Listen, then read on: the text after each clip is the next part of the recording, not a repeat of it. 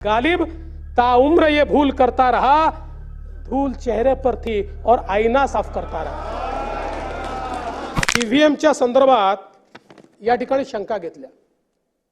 पहिल्यांदा तर हे लक्षात ठेवा, या देशामध्ये 2012 पर्यंतच ईव्हीएम होतं। 2012 नंतर ईव्हीएम नाही आहे, 2012 नंतर व्हीव्हीपॅट आहे।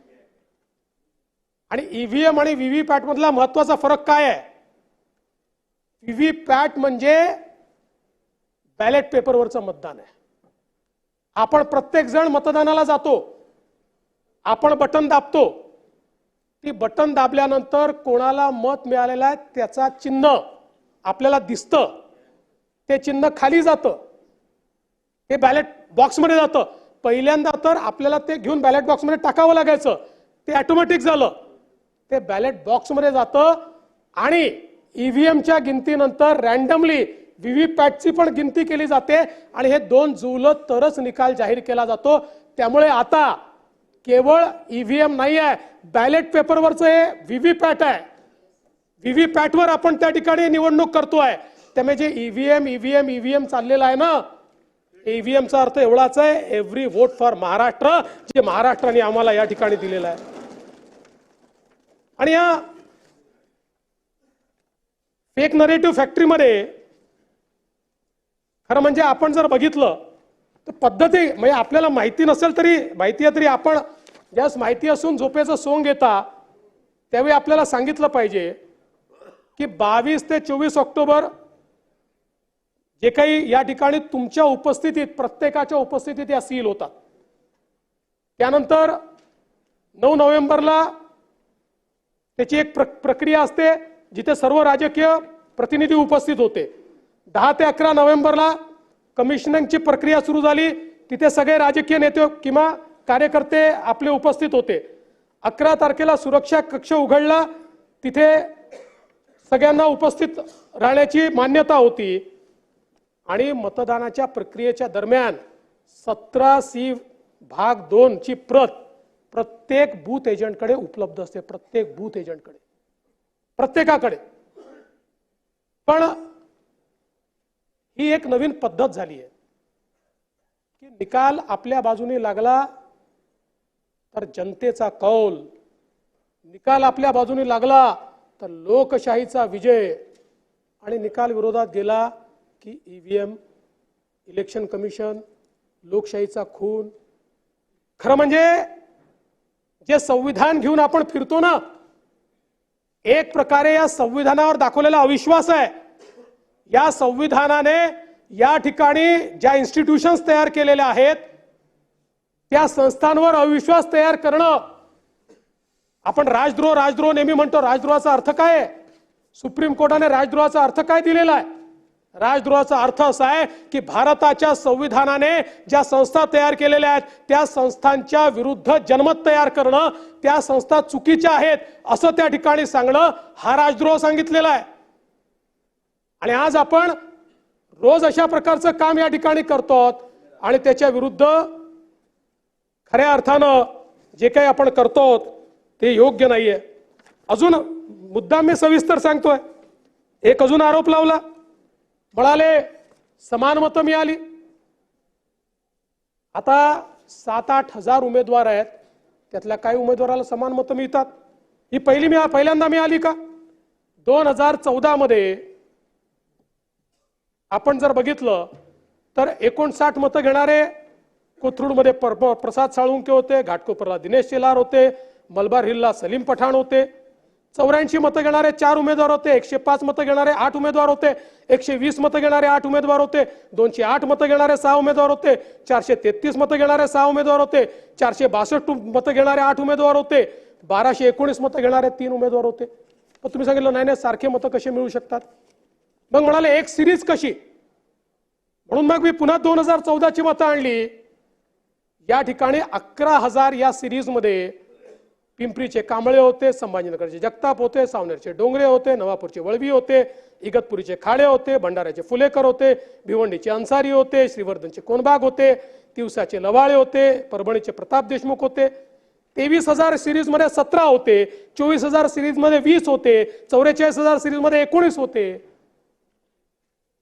त्यामुळे मला असं वाटतं की आपल्या मनाचं समाधान करून घेण्याकरता खरं म्हणजे हे जे काही आपण सांगतो अगदी 254 मतं एक्झॅक्ट घेणारे देखील 6 उमेदवार होते.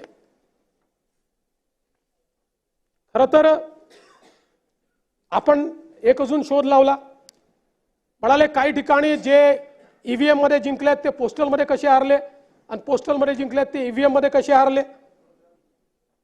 नेहमीच होतं नानाभाऊ, आपल्याला तर माहिती आहे. नेहमी नानाभाऊ तुमचं नाव याकरता घेतो, तुम्ही समोर बसले, जे बोलले त्यांना हे उत्तर आहे.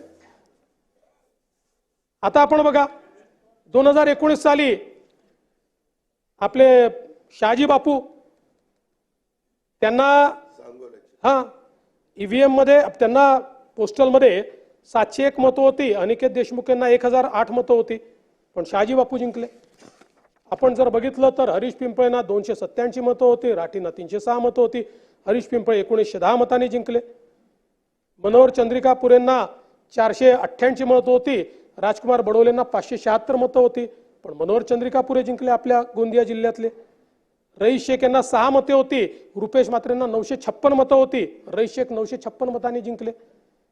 आणि आपण जर बघितलं तर अशाच प्रकारे आता माननीय नाना पटोले साहेब, रोहित पवार साहेब, साजिद पठाण साहेब, मंदाताई म्हात्रे, संजय गायकवाड असेच जिंकले. त्याच्यामुळे हे काही पहिल्यांदा होतं असं नाही आहे. तेच झालं नांदेडमध्ये, सेम, काही वेगळं नाही झालं. आणि ईव्हीएमच्या संदर्भात तुम्हाला थोडी हिस्ट्री पण मला सांगितली पाहिजे, कारण इतकं ईव्हीएम चाललंय. 6 ऑगस्ट 1980 रोजी ईव्हीएमचं पहिलं सादरीकरण झालं. 19 मे 1982 रोजी निवडणुकीमध्ये ईव्हीएमचा पहिल्यांदा वापर झाला. कधी? 82 ला. 98 ला 16 विधानसभांमध्ये त्याचा वापर झाला. 99 ला 46 लोकसभा मतदारसंघामध्ये त्याचा वापर झाला. 2004 ला पहिल्यांदा देशातल्या सगळ्या लोकसभांमध्ये त्याचा वापर झाला. आणि पहिल्यांदा ईव्हीएमचा वापर झाल्यानंतर सरकार कोणाचं आलं? मनमोहन सिंगांचं. अटलजींचं सरकार गेलं आणि मनमोहन सिंग साहेबांचं सरकार आलं. आणि मग पुन्हा 2009 मध्ये देखील त्या ठिकाणी त्या ईव्हीएमचा वापर झाला, पुन्हा मनमोहन सिंगांचं सरकार आलं.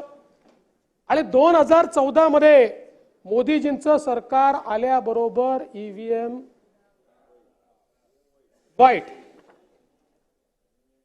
आता एक अजून नरेटिव्ह, ईव्हीएमच्या विरुद्ध सर्वोच्च न्यायालयाने, आता हे पुन्हा बघा, आपल्या बाजूने सर्वोच्च न्यायालय आलं तर उत्तम, आणि विरोधात आलं की सर्वोच्च न्यायालयावर देखील अलीकडच्या काळामध्ये आपण बोलायला लागलो.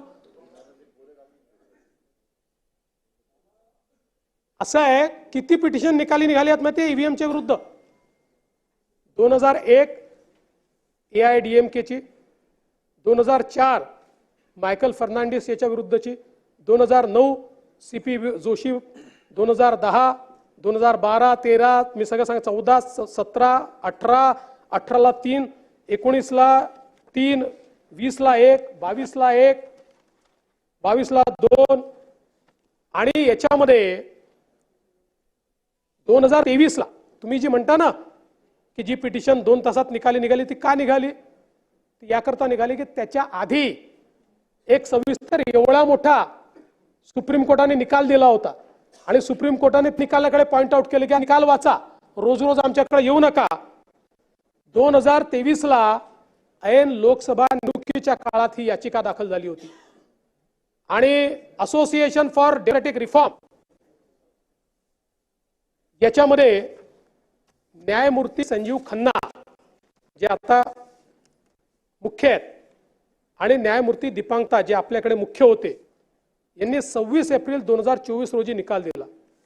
याच्यामध्ये 62 वकिलांनी आपली बाजू मांडली आणि ही पूर्ण बाजू त्या ठिकाणी त्यांनी ऐकून घेतली.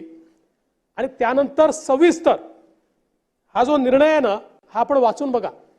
On every technical